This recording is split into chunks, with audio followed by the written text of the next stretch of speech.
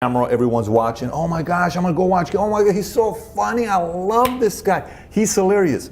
Is that performance or is that Kevin behind closed doors? So is it kind of like camera, action, boom? The character has been off. You know, I told you when the character existed, it's been off. I mean, I may boggle some dates here and there by just not remembering the exact times. Like I told you, I know it was in that 2000 this range, but there is no sense of false to me now. What do you mean by that? What you see is what you get. This is 100% me all the time. It's not an act. But your energy is here when you're up there. It's 100% me all the time. I have no reason not to be this guy. I just told you, I saw it. I saw the words. I don't think that's everybody though. No, it's not everybody. I don't think that's everybody because I think there's an act. Yeah, that's a talent within itself. Yeah. But the reason why is it's my take on life. My take on life is completely different. All right, if I look at the odds and I look at what it's supposed to be, I'm not supposed to be in this chair. I'm not supposed to have the level of thinking that I have at this point in time in my career with this success. I'm supposed to be comfortable. I'm supposed to be lackadaisical. I'm supposed to be the asshole. Statistics show I'm supposed to be on drugs. I'm supposed to be a train wreck right now. I'm supposed to be on my downslide. What keeps you grounded? The fact that I'm the complete opposite of what I'm quote unquote supposed to be. The fact that you hear people say 5 minutes of fame and 6 minutes of fame, and it's much more bigger than that. The fact that at any point in time that rug can be pulled out from under you and that world can no longer exist. It's false. Hollywood is false. It's not real. It's make believe. That's not real. The day that you believe it and think it's real is the day you lose. It's not real. That's why I work as hard as I do. I'm going to get it all right now. So if you ever do decide to pull it from under me, there's so many other things that can't be pulled because I've set it up when I had the opportunity Protected yourself, yeah. Jerry Seinfeld said it best. Jerry Seinfeld said, I don't want to do this anymore because I know right now I'm at the top of it. I'm here and I want this to end on such a high note that people always have good things to say about it. He didn't walk away from the business. He still does comedian cards. He still does stand-up comedy. I mean, me and Jerry go back and forth with the Forbes thing now. Yeah. Him or me. If I'm not on tour, it's going to be him. Chappelle popped back up. That's the beauty of doing stand-up comedy. He didn't leave the business. He was smart enough to say, I'm not going to allow Hollywood to pull this from under me and tarnish what I control. But how do you control your emotional, like on the emotional side? So for instance, if Will Ferrell decided to play the role of Corleone, Godfather 4 is coming out, there's no way in the world I'm gonna look at Will Ferrell and say, dude, you are not a mobster. You know what I'm saying? I'm just not gonna see it, right? Okay. Do you ever feel like the industry puts you in a box of, hey, Kevin, you're a comedian, make me laugh, and you gotta be on all the time? And so how do you differentiate when I'm gonna put the hat on? Right now it's the business hat, right now it's the comedian hat, right now it's the actor hat. Because the industry doesn't control it. I told you, you lose when you adapt that perspective. Here's why. I'm not a work for hire. Even when I am a work for hire, I've put myself in position to be a partner. In the beginning, I had to be hired. Please pick me. That's what you're busting your ass for, to not be the please pick me guy. Got it, yes. So when you're no longer the please pick me guy, you're the I want to do this guy. I choose to do this. I want to do this. Here's what I'm doing. So there is no box that you're being put into. Did you want to get to this point? Like, was it, I want to get to the point that I'm going to choose and want to do the work that I want. When did you think this? I want to get to this point that because I want to control. I'm not saying hire me anymore. I look at the people that I admire, and I look at the people whose careers have went above and beyond what people may have expected to be. When you look at just in your space or period, any I'm just going to space? tell you period. Let's look at Tyler Perry. I'm going to use Tyler Perry as an example, right?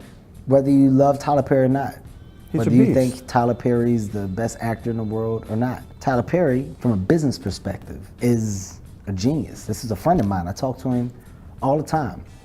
From writing, from producing, from creating, from selling. Tyler Perry started off doing the same thing I do. He was a performer. He did plays. He wrote the plays, he took the plays on the road, he toured, he sold out. Those ideas, those concepts went on and on and on. Hollywood then saw what he was doing and said, oh my God, this is special. Tyler said, I'll tell you how special it is. I got a movie. Here's the movie. Oh my God, we want to do it with you. Okay, I'm going to write it. I also want to help produce it. I want to be in business with you. He positioned himself as a partner so early on because the entity that he had within Medea was created from a world that he owned, the live performance. Yep. As a stand-up comedian, my financial side is so high. I don't have to do the movies. I lose money when I do the movies because the live aspect of it, I control, I own. Of course. I own those movies. But you I do them because produce you the movies. want to do them and you I want to. Yeah. But they also help the brand. So I'm not to cut you off. So Tyler Perry, that's a person I look at and go, Who oh, I else? want that. Who else in that? Eddie Murphy. Eddie Murphy, you look at Eddie Murphy, you know why animation is so attractive?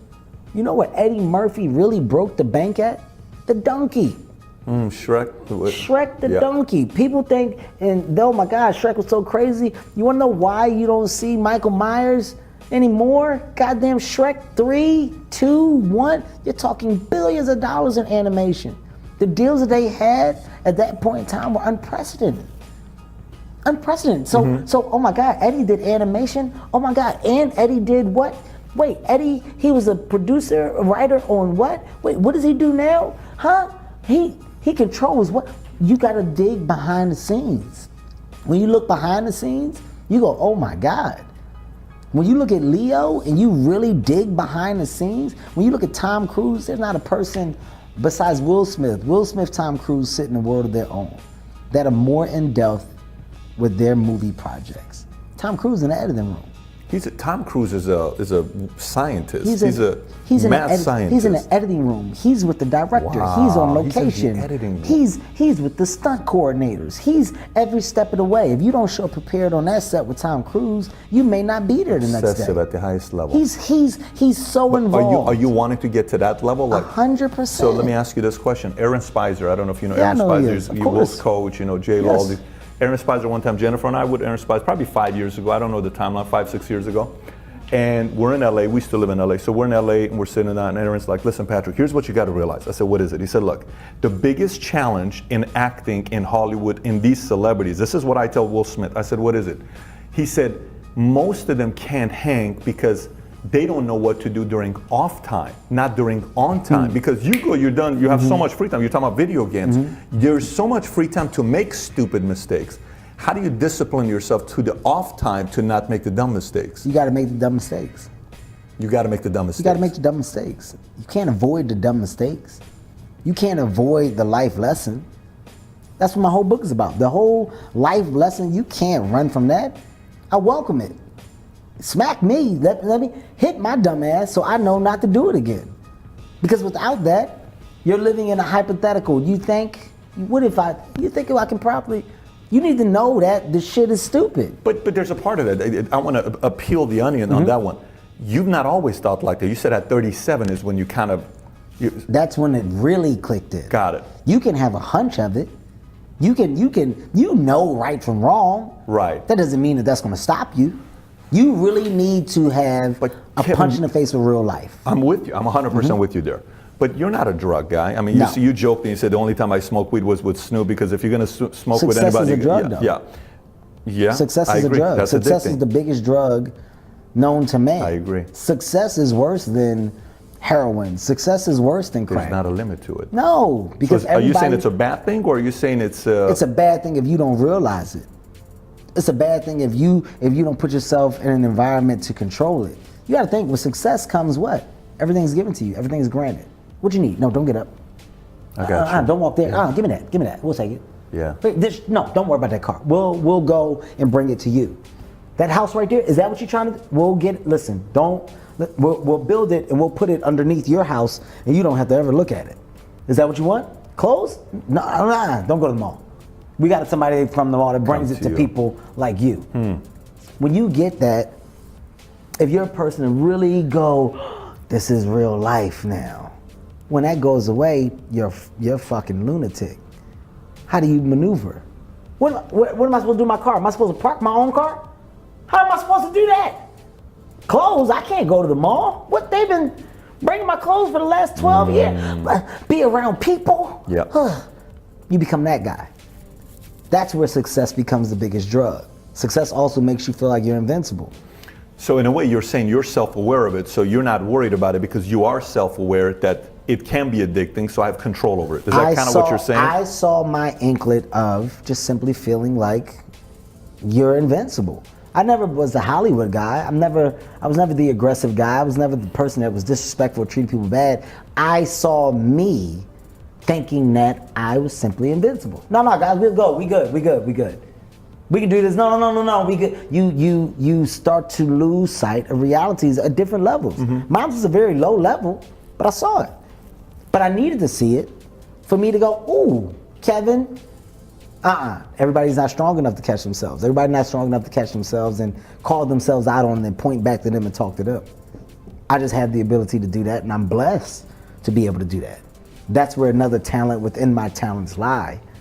But people are ignorant to that side of addiction.